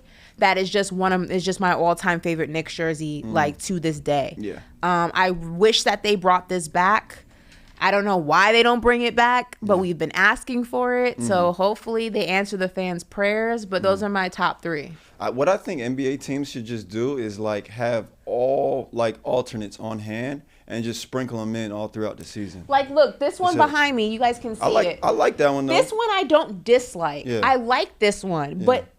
Look at this one and then envision the one with the black. The black just made it so... the black just made it it gave it a different vibe. It gave it a different grittiness about it. This is dope. But you know the best black jersey is the Chicago Bulls jersey. Oh, yeah, for sure. Jersey. But that's that's actually black though. This just had a little accent of black. Oh yeah, you talking that's about the the Knicks? best black jersey. Yeah, I guess to go back to when you said the Sixers all black. Yeah. I mean, me being a Heat fan, I low-key like the black Heat jerseys too. I love when the Heat wear black. I feel like they play better. I feel like y'all played better when y'all wore black, Antoine. I don't know if y'all felt that way as players when they sprinkled in the black jerseys, but y'all played different when them blacks came out. No, not really. No, okay. He said, Cap. Actually, you know what though? I like the Heat, and I never got to play them, but I like the Heat red jerseys. Remember the red ones? Yeah. They wear them a lot now, though. They wear them a lot, in the playoffs too. We had red, but it was a different type of red. I'm talking about the old school red. I know what you're talking about too. Yeah, I know with the white in it. There was white in the jersey. Yeah, the old school. That is a nice jersey. Dang, I should have put that in my top three. But then, I probably would have, told I was biased with that one. But no, that is a great jersey. You just reminded me of that one. Who cares? That was a great one. Yeah. I'm biased. I put the Knicks in there. Yeah, no. But Antoine just reminded me of that one. It's a list of my favorite jerseys. Mine. Bias. Mine. All right, so I guess it's time for us to hit mine. Let's get mine up there, and I'll start with the worst. So these are the worst, okay? The Cleveland Cavaliers... that, I don't even know what that gives. That reminds me, this is an unpopular opinion. It reminds me of a bowl of chili. I personally don't like chili. I don't like the way it smelled even. Huh? But that just reminds me of a bowl of chili. Yeah. And it just looks ugly to me, dude. Huh? Never had chili with cornbread? Oh, I love cornbread, but I miss me with the chili though. I'm cool on the chili. Chili is fire. But don't it look like a bowl of chili with the cheese on top? Nah, you know what I'm saying? He said, yeah, man, I don't know what you're talking about. I hate those Cavs uniforms, though, 74 to 80, and then you see them bring those back often sometimes, too. I seen LeBron James wear this in a couple couple games when he was on the Cavs. I hate when they go back to these uniforms, though. These are just not it. Denver Nuggets. I can't stand these jerseys either, and I hope they never actually allow the Nuggets to wear them again. Vintage. But I mean, like, I get it. It's kind of cool. You got the mountains in the background. You got the skyline in there. But no, this is not it. Like the combination of colors was just not it. So Denver Nuggets. That's top 3 worst uniforms. And last but not least, these lime green alternates that the Minnesota Timberwolves like to mix in, here and there. I hate that. Like, I didn't even have to go back in the day to really. You hit a home run with that one. Yeah, I didn't have to go back in the day to pick a jersey that just was ugly. I was like, nah, it's the Minnesota Timberwolves lime green jersey. Yeah. I hate when they wear them, and they really be mixing them in throughout the season. They need to pack them up. They need to fold them nice and neat, put them in boxes, and then just donate them. Have all the players sign them, and they could just donate to all the jerseys. But yeah, that's top 3 worst.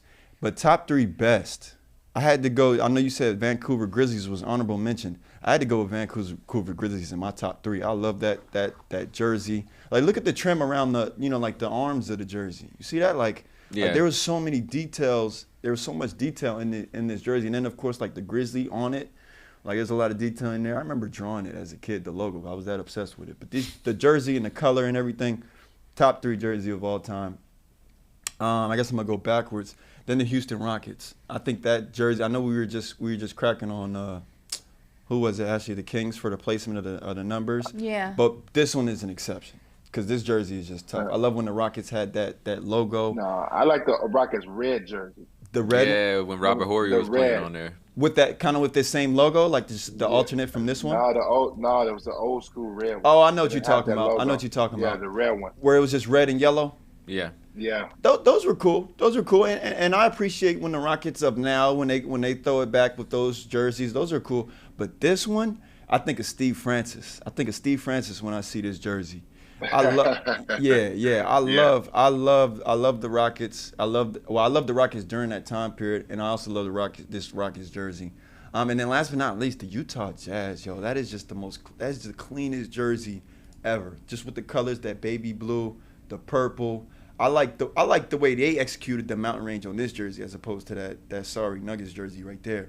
The way that they included the mountain range in this one was tough. And then the white version of this is also goes crazy. So I had to go with the Utah Jazz as the top jersey of all time. That was from '96 to '04.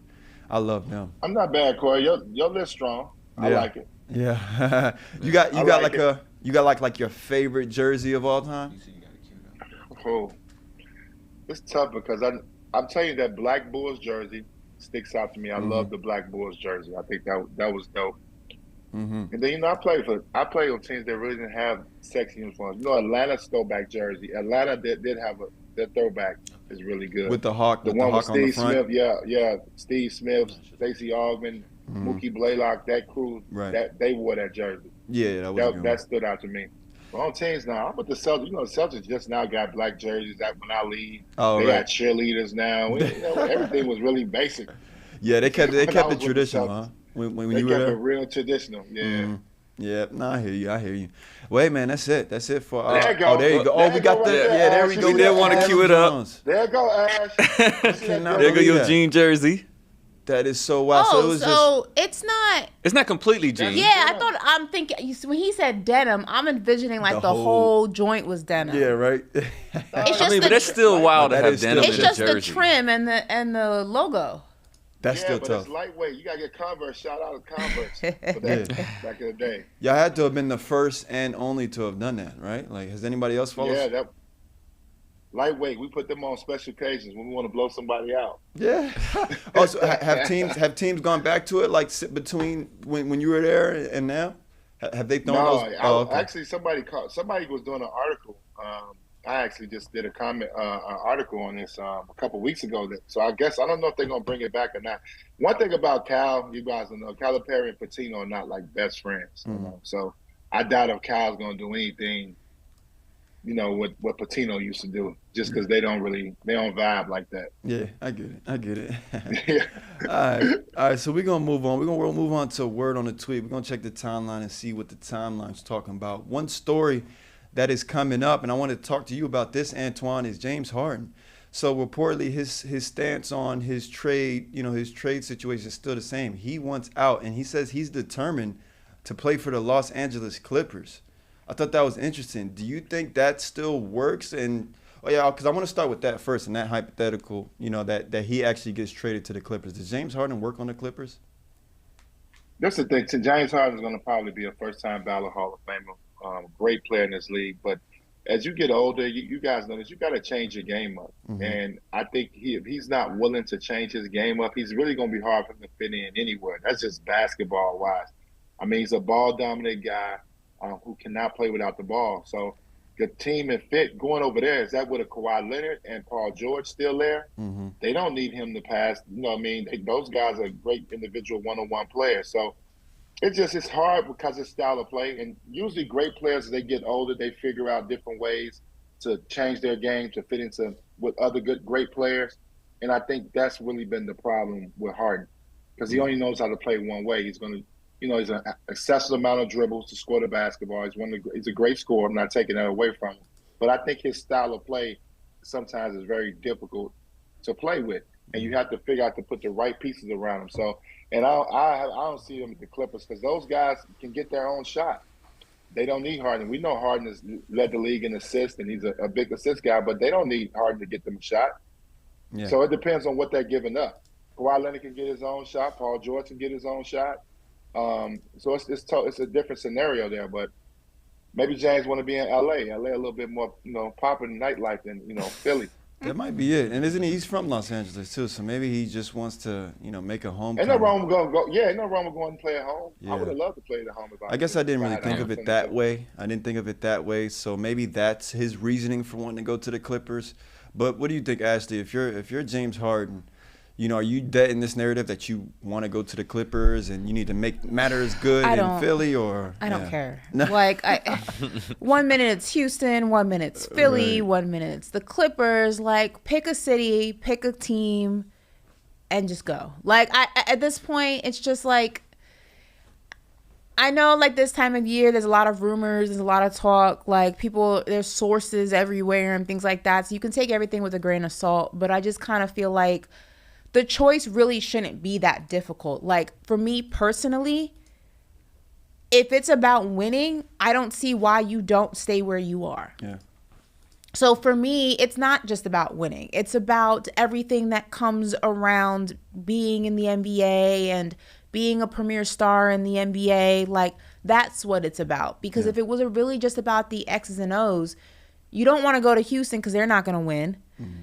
The Clippers, they'll have a solid team if those guys can stay healthy, but that's a big question mark. Your best scenario of the three options on the table, allegedly, is Philly. I don't understand what's so difficult about that. So for me, it comes down to it's more than just the X's and O's. It's more than just winning. It's more than just the idea or the potential of a championship. It's everything else. And because of that, I don't care. Yeah. Like, wherever the best party is, just go there. Like, right. I don't care. but Antoine, right? Like, if you're a guy who's on the Sixers team, if you're a guy like Joel Embiid's getting asked questions about James Harden all the time now. Is what he's going through, if what he's been showing this offseason, like, are you as his teammate rubbed the wrong way, right? Like, are you like, all right, James, if you do stay, where's your mindset right now? Because like we here just stated, he wanted to go to Houston at first, and now he wants to go to Los Angeles and maybe potentially make a homecoming. We're not sure really where his priorities are. If you're a Sixers teammate, where's your mind at right now? I would be upset. I mean, I think you're right there at the door of coming out the Eastern Conference, and they've established themselves as a 50-win team. They got a new coach, new energy will be in the building. Embiid's coming off a monster year. I mean, I'll be excited to come back if I was James Harden. Yeah. That just would be me if I was him. To go somewhere else at this stage in his career, and they have to put pieces. You don't tell them what you may have to give up to get him on the team, and if it's going to be a right fit. You don't have multiple years to wait to see if it works. You're right there. Yeah. Embrace the challenge and see if you can get through the Celtics. I mean, that seems to be the teams you got to get through. Embrace that challenge, and say, hey, we're going to get through this and get us an opportunity and win one together. You would think that would be more of my mindset, because it's not like he's chasing money and is going looking for another huge deal. That aspect is gone. So it's all about winning now.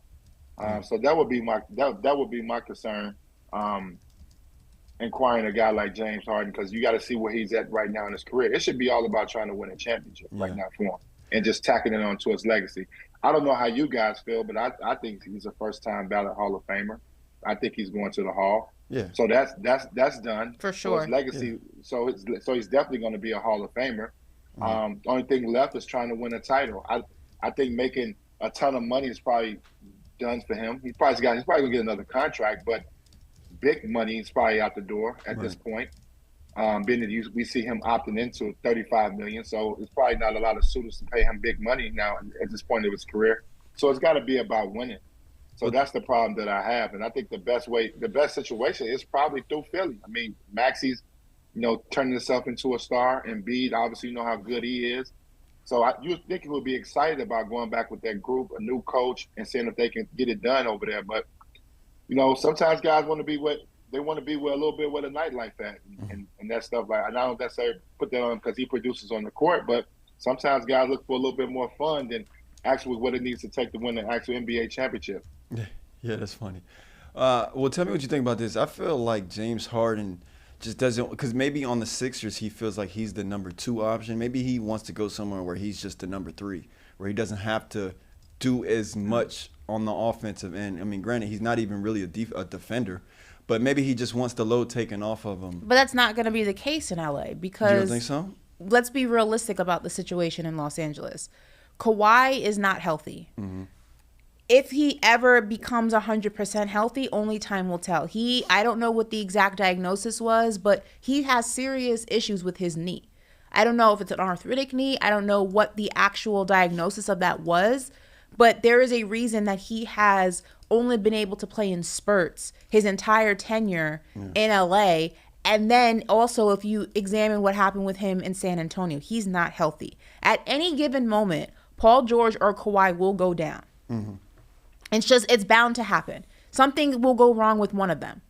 You are now option number 2, and you're going to be option number 2 for an extended period of time. You saw how much of the season Kawhi missed, and you saw what happened to that Clippers team when Paul George got hurt. Mm-hmm. So in that capacity, at some point in time, the responsibility is going to fall on your shoulders. Yeah. So if you think that you are going to go to the Clippers, allegedly, I'm saying that because he hasn't said it, it's just what's out there, and just dodge the work and dodge the workload, maybe for a month, maybe for 2 months, maybe for a quarter of a season, but at some point the tables will turn and you are going to be required to do more.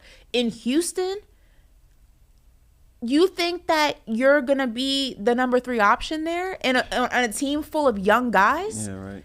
You think that Ime Udoka is going to allow a bunch of young guys to lead the charge before you? You would be the number 2, if not the number 1 with Jalen Green. Neither of those situations allow you to be the 3rd option and solely the 3rd option. So if that's his mindset, none of those situations work for him. Poor James Harden. You know what this is? I think this is James Harden. I think it kind of validates us including James Harden in our top 5 scorers of all time, because poor James Harden, like everywhere he goes, it's like him being a top scorer of all time, and so well on the offensive end is kind of backfiring on him at this point in his career, because he's just like, I just want to, I want to be a vet, I want to potentially just, come off the bench, or maybe even just be a facilitator in the offense, be on a team where there's just 2 other superstars, where they're, 1A, 1B, and I could just be maybe 2A. Like, I really feel like that's where James Harden is right now. Like, he wants to win,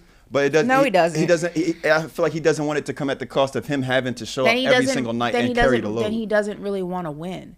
It's a contradiction. Yeah. You can't want to win. Well, that's why this whole situation has been so confusing. You can't want to win and then run from the work that is necessary for you to win. Like, you can't have it both ways. If you want to win, that requires you to give effort. That requires you to work. That requires a lot of you. You can't just mail it in and sometimes show up and sometimes not show up. But a lot of the times you just want to duck and hide in the shadows and you don't want to be bothered. That's not how it works. Yeah. And if he thinks that he's going to be able to just kind of finagle his way into a situation and allow 95% of the workload to exist on the 1 and 2 option, and he just comes and sprinkles like Salt Bay, like a little bit of this, a little bit of that, so it looks like he's contributing, he's in for a rude awakening. That's not going to work. Yeah.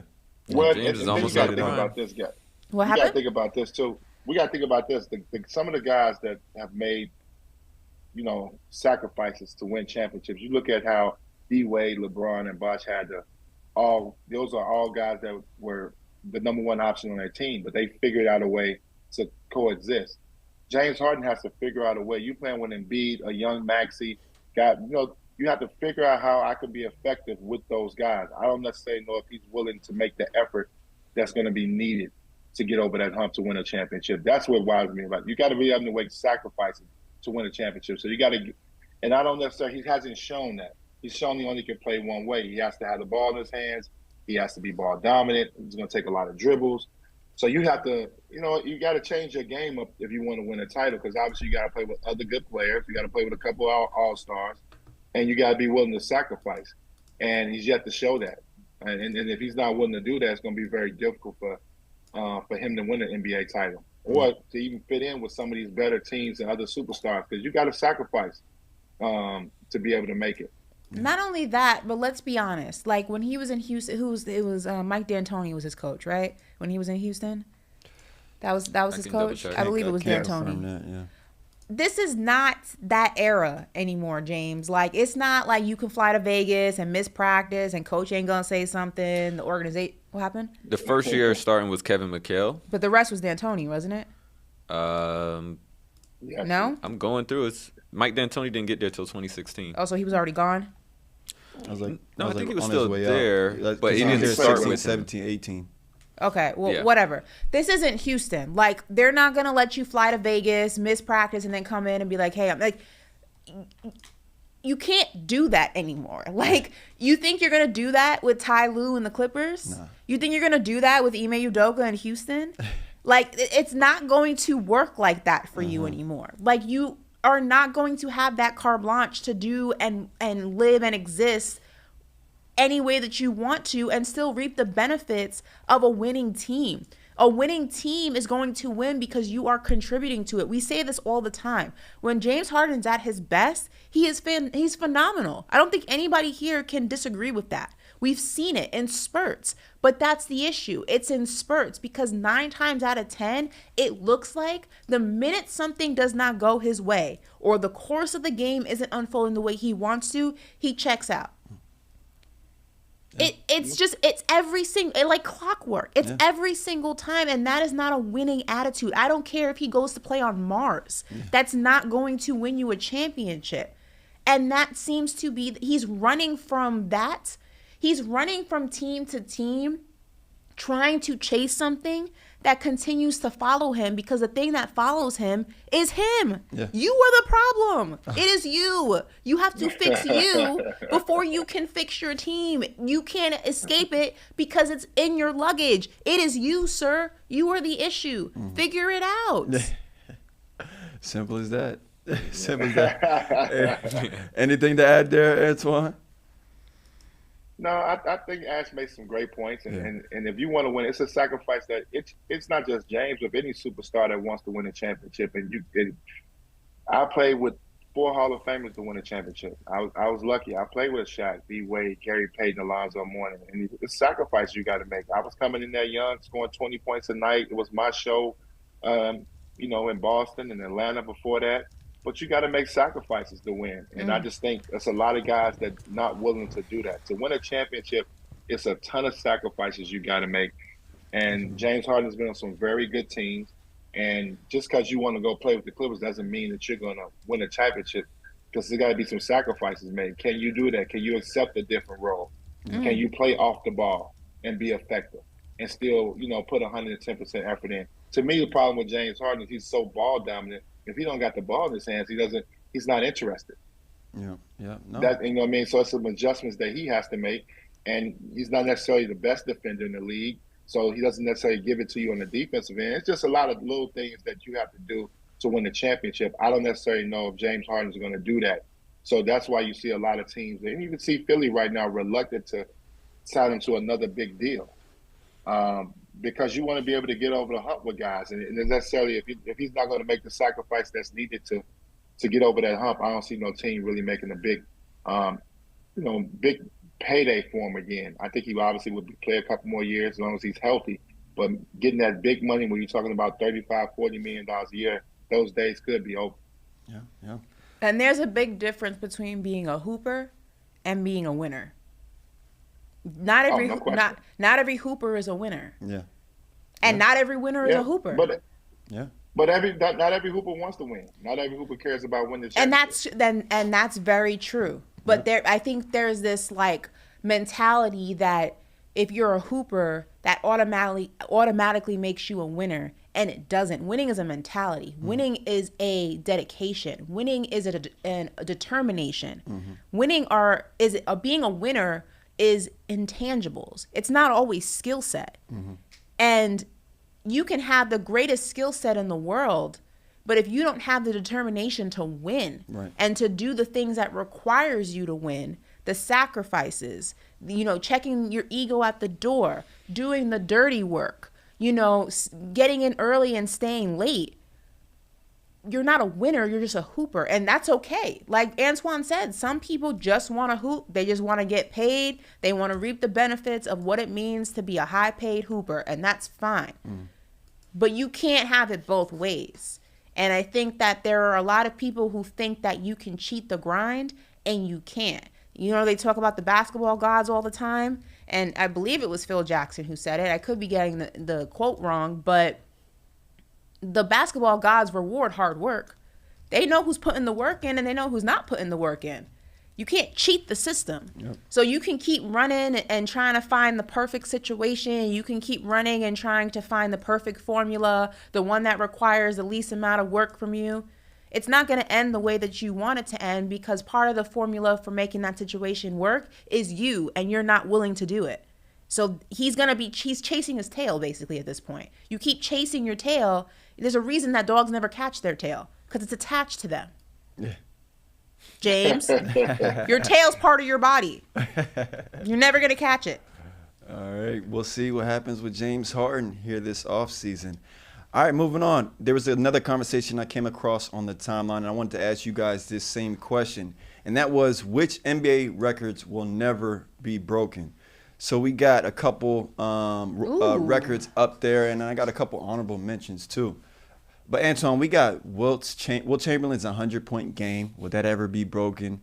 We got Wilt Chamberlain's 50 and a half points per game in the 61-62 season. We got AC Green's 1,192 consecutive games played. Bill Russell's 11 rings, which is crazy. We got Scott Skiles' 30 assists in one game. And I got a couple of honorable mentions. We got LeBron James' all-time scoring title, which, of course, is still active, and he's still adding to that. And then we got 65 straight games with 30-plus points from Wilt Chamberlain. Y'all got some records? Y'all think there's some records up here, or you guys know of any other records that would just never be broken? Definitely not. Yeah. First two, definitely not. I don't think none of those records will be broken. None of them. He said none of them.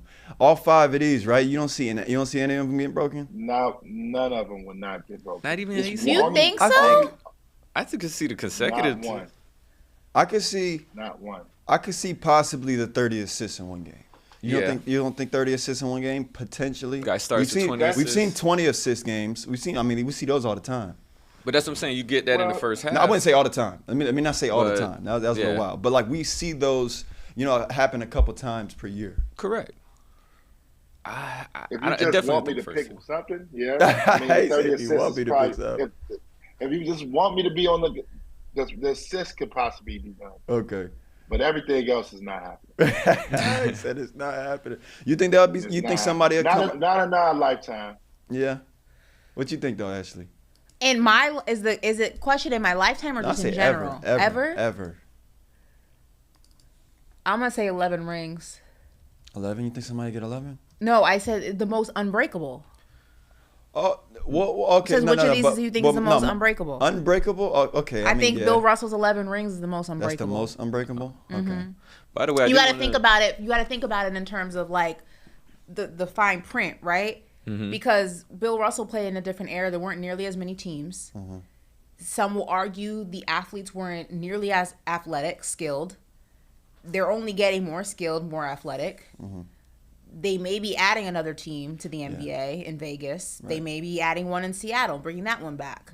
So that would be 2 more teams. I think it's hard enough to 2-peat. It's almost virtually impossible to 3-peat. Right. Is why we haven't really seen it since. I mean, we've seen it, but we've seen it so sporadically. I think 11 rings is very hard. Is going to be very hard to break with the way that the NBA is continuing to unfold.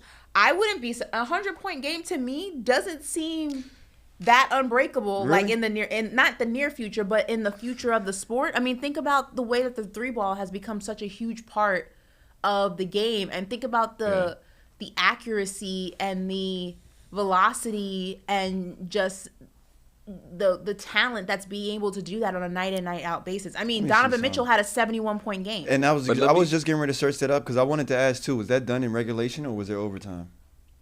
Good question. Ain't nobody scoring 100 points. Was it because think about it, if a game goes into double overtime and a guy is just going off, it could possibly happen. Maybe it was overtime. I think it might have been overtime. Let me see. Or maybe it was a regular. I don't know, but think about it. That was 71. You got to make 23. It was an overtime win. Okay, so let's say double overtime. You don't think that's virtually possible? You got to make 23. You got to get a guy who can make. You got to make 23s possibly, and you probably got to get to the free throw line 20 to 25 times. Yeah. Antoine, Kobe dropped 81. I mean, we've gotten pretty close. But let me add this in. I wonder if that game was overtime. I'm not saying without a shadow of a doubt it's going to happen, but I'm just saying we have seen a record number of high-scoring 50-plus point games than ever before. Correct. I mean, when Kobe dropped 81, that was like unheard of. Didn't Devin do 70 this season? 70, 71, 65. I mean, we're getting closer and closer to 100. I'm not saying it's impossible. That's all I'm saying. Who in the league? Just be honest. If we was thinking about 2-3 guys that you think that can get 100. Damian Lillard. I'm not saying right. It may not happen in my lifetime, but the question is which record will never be broken. I don't know if I can say 100 points will never be broken at the rate that we're seeing these high scoring games. And it's not even the amount. It's the rate. I mean, there was 1 week we saw them every other night. That at 60 plus points. Yeah. It's people are doing it with no problem. And not only that, but the NBA is not nearly as defensively difficult as it was in the 90s and the 80s. And it's only going to get worse. It's only going to be more offensive led. You think it's not the perfect formula for 100 points? It is, but you got to have somebody that can shoot threes. It's got to be. You got to make like 23. I feel like KD could do it. KD. Hey, we got to give some credit though. I feel like KD could do 100 points in a game. Yeah. I feel like that too, yeah. I feel like we got to give Go ahead. That's not impossible. No, I'm thinking about it. She got me thinking. KD, I'm just saying, like in a perfect storm situation, if KD was in the zone, could he hit 100 points in a game? Yeah. Hey, listen, Devin Booker hit 70 in regulation. You think if KD gets in a mode like that, he can't go even further? I'm just saying. Right. I'm not predicting anything. But let's show some love to that AC Green one too, though, because I did the research. 82 games per season, divided by, I forget the number, it was like 1,100. 1,192. It's 14 and a half seasons. So he didn't miss a game. No load management. He didn't miss a game for 14 seasons? For 14 and a half seasons. Yeah, that will never be broken. That was definitely not. I can see someone get more rings and 100 points games before they can go 14 years. These boys got a toenail. They toenail hurt. They sitting out. Correct. Yeah, you're right. That actually might be the most unbreakable record, actually. 14 and a half years? Not missing one game? Yeah, nobody has that in them. Yeah, that's a lot. I mean, that might be up there too. That might be up there with the 11 rings. Yeah. Yeah, that might be one, and 11 rings maybe two. Yeah. I know, nobody built like that no more. I got a headache. Yeah, for real. Y'all think anybody ever? I can't play today. My head hurts. Oh, no. The wind. Y'all think I got anybody, something in my eye. Y'all crazy.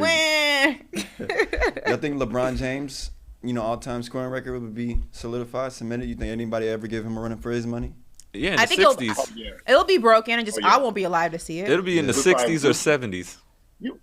What you mean? The 2060s or 70s. Oh, That's yeah, when right. it's going to be No, broken. Facts. Yeah. Facts. You got another 30, 40 years for that It one. definitely would be broken. If the rules stay the way they are right now, and if it stays fan friendly, where they want to see 115, 120 points scored a night, and the league keeps the rules the way they are, somebody's definitely breaking LeBron's record. I think I could see 65 straight 30-plus games happening, too. Yeah. That was a Wilt stat. Wilt got a whole bunch of records, but I think somebody can break that one. Yeah. 65 straight 30-point games? Yeah. Didn't you give us a lot. on James the other day? James had 32. James had 32 straight 30-point games. See? I mean, Yeah, that was in the possible. modern era. That was in 2018, so I think it happened. Yeah, shout out to Control the Narrative for this conversation, though. But moving on, man. I got another KD tweet, y'all. KD again. He took to social media this time to make the claim, Antoine. I really wanted to ask you this question: does offense win championships in the NBA? And I had to really sit on that and really think about it, because I had to really think of the game of basketball. Me, I come from a football background. I played football. I really do feel like defense wins championships in football. But when I really thought about it, I wanted to hear from the perspective, obviously, from a basketball player, if this is the case. Do you feel that offense wins championships in basketball? Without question. I definitely believe KD's comment about this. Interesting. You got to be able to score the basketball. And that's why it's so important that you watch teams, where these teams are being built now with 3 superstars. Because you can't win anymore with just one superstar and having defensive-minded teams. And I just think those days are long gone. We've seen a few teams escape and get an NBA title that way. But I think you got to have multiple stars to win championships now, especially the way the league is. These guys are so talented. You got to have 2-3 stars that can put the ball in the basket. Mm-hmm. And you got to have a couple guys maybe coming off the bench that can also contribute. I'm not saying they have to be 20-point scorers. I just think scoring is a premium now to win the NBA. And it's because there's no hand checking. The rules are much lighter. So you need guys to put the ball in the basket. If you watch the finals this year, what was Miami's problem? Yeah, they couldn't do just that. They couldn't score. Yeah. Mm-hmm. They couldn't score. It wasn't the fact that Denver was that much better than them. Miami competed, but they couldn't score. Yeah. When they needed a bucket, they couldn't get a bucket. Yep. And I just think it's different. You got to be able to score the basketball to win championships. Yeah. I agree with KD on this comment. You co-sign that statement, Ashley? Yeah, I mean, I think defense matters. I don't think that anyone can negate the importance of defense. You still need to be able to make stops, because otherwise then you're just in a shooting contest, a shooting competition. And we've seen that formula not work before. That was one of the reasons why KD on the Brooklyn Nets with, I believe it was James Harden and Kyrie the first time around, their whole basis, their whole foundation was being able to outscore their opponent. Mm-hmm. That doesn't work because, sure, you can do that if every single shot falls when you need it to, but we've seen this before. Teams go cold, players go cold, so you need to be able to stop. But yeah, the name of the game is who has the most points at the end of the game. So you have to be able to score the most points. So that's an offensive thing. Mm-hmm. Is it the most important aspect of the game? I would say so. But I don't want that to mean that people can just ignore the defensive side of the ball either. Right. That's not the case. But I agree. Offense wins championships. It's kind of self-explanatory. Yeah. I mean, KD got a couple championships, so it kind of adds some credibility to that statement. But yeah, no, I hear both of you guys, and you guys make some good points. All right, moving on. Antoine, I really wanted to get your thoughts on this as well.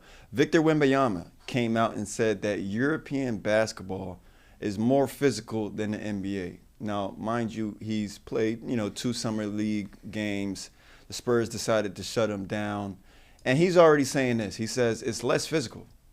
And, those are, again, his words to describe the NBA. If you're an active player, Antoine, and you hear Victor say that, how are you playing them? Let's say, I forget who the Spurs are playing game 1. But are you coming at him? Do you think Victor just actually put a target on his back by saying that?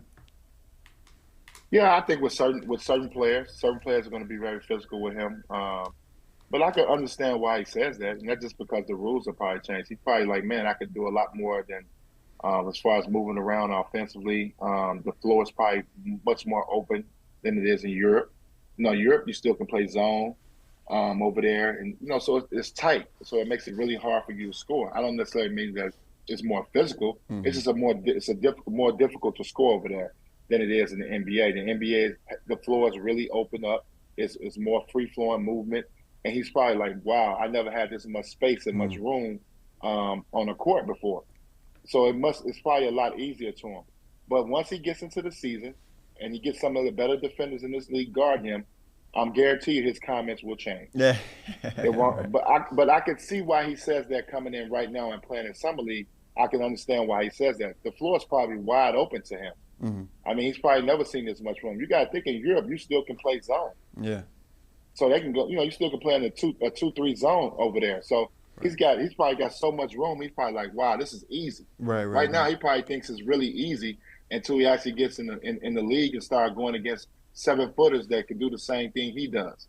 That can dribble, that can pass, that can defend, they can do all the things that he does. So he'll change. I guarantee you that comment will change. Hopefully somebody asks him that after the first 25 games. Yeah, no, that's a good point. Kind of put it into perspective there. You think Victor got a target on his back after what he said, though, Ashley? Yeah, I mean, they're good, but I think that there were going to be guys who were going to come at him a little bit harder, regardless, because of all the draft, hoopla that surrounded him and being, the greatest draft prospect since LeBron James. Some guys were going to give him that welcome to NBA little shove at the basket. On the baseline a little bit more when he tries to get in the paint, like, welcome to the NBA, rookie. Like, they were going to do that regardless. Right. So, but Ash, you got to think about this, too, though. Who's our last 3 MVPs? What position they play? Centers. Mm-hmm.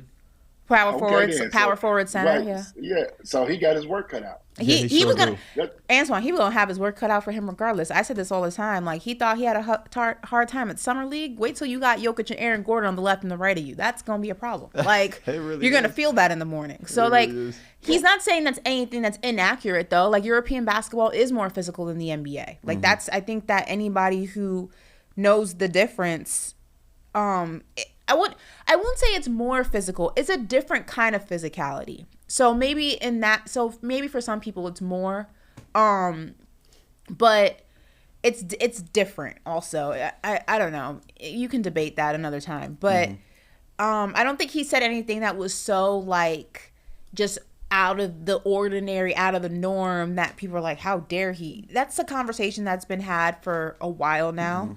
I just think that, they were going to give him a hard time regardless. Now they may put a little extra sauce on it. After 25 games and ask him the same question. Right. Like that. That's what I'm saying. 25 games in. When he iced up his knee in the morning, how you feel about the physicality now, little man? Hey, I'm trying to tell you, Victor, we're going to see him with knee pads. He's going to have the sleeves with the pads on him. He's going to be taped up 25 games into his rookie season. He's going to know it's a problem. I know, right? I know. All right, well, look, I wanted to save a few minutes to talk about this, Antoine and Ashley. Drake, and we talked about it at the top of the show, Drake, Jermaine Dupri, and Atlanta Hawks co-owner Jami Gertz are working on a docuseries about Atlanta's Magic City strip club. You watching this, Antoine? I know I'm probably going to be tuned in. Hell yeah, I'm watching this. I'm definitely tuned in. Yo, but did you hear who the last person was that I said got involved in this? The Atlanta Hawks co-owner Jami Gertz. Why do you think, what do you think? Because what we were saying in our production meeting, we were just like, maybe that was where, it was at the Atlanta Hawks games where guys was linking up, figuring out what the moves were after the game. All right, we're going to go to Magic City. I'm like, is that maybe why somebody from the Atlanta Hawks would get involved in a docuseries about Magic City? I was there every Monday when I played there. Yeah? I'm not going to even lie. I was there every Monday. Every Monday. When I got traded, every Monday, it was a movie. Unless we was out of town, I was there. Yeah. I happened to be there. I got a funny story. I happened to be there one night when BMF came in. I know you guys know about BMF. Oh, yeah. No, I'm familiar. Listen, so it's legendary. I'm in there one night. They're about 40 deep. They don't order drinks. They ordered 40 bottles, bro. Oh my God. It was something I'd never seen this before, and I had a lot of money back. I'm like, man, they came and shut it down. And every girl in there, at least 90% of them had BMF tattoos on them, so that lets you know they were BMF girl. Yo. Oh, yeah. They had BMF tattoos on them. Everything. The reach was that wide. let you know that they was their girls. Oh, yo, that's crazy. Yeah, serious. Man, they don't buy drinks. They buy bottles. Them boys did it. They was doing it at a different level back then. They was doing it that big. Was unheard of. BC, you had a story to chime in on there? You got another Atlanta Magic City story? Is that why you switched to yourself? Nah, I was just agreeing with them because I was around then, so I know. I was just agreeing with them. When they come in, they shut it down. They shut it down. Be special. Right. Lights, it's glowing in there. It's shining in there. I don't care. You turn all the lights off. It's shining. It's going down in there. They 40, 50 bottles, man, and I'm not exaggerating. 40, 50 bottles they ordered. Well, I don't know if Jermaine Dupri was doing that, but on our episode, the I Am Athlete episode that we had with Jermaine Dupri, he had a whole bunch of stories that he had shared. Obviously, when he was in Atlanta Magic City, he said he was there about every Monday too. Do you have any experiences with Jermaine Dupri in that? Or did you see him ever? I see him all in. Yeah, that's what I was thinking. You know, and it's small. Yeah, I was there every Monday. We had Justin's. You go to Justin's first. Right. Puffy had his restaurant, Justin's first, and then you go to Magic City. Yeah, that was the Monday night. Monday night was special. Monday night, industry nights over at Justin's. That's too funny. Yes, on Monday nights, man. Ashley, you watching this docuseries here? No. Ash don't know nothing about Magic City. She don't know nothing about that. Hey, yeah, she said it's a no for me. It's a no for me. Well, hey, fellas, ladies, I think it's a wrap. That is a wrap. It was another great week of Paper Route. Antoine, you know, of course, we always appreciate you hopping on here and chopping it up with us. But I think that's it. From me, Corey in the cut, Ashley Nicole Moss, Woo Out West, BC in the booth. That is it. That's it. We'll see you next week, guys, for another great week of Paper Route. Y'all have a good week. Enjoy y'all weekend, all right?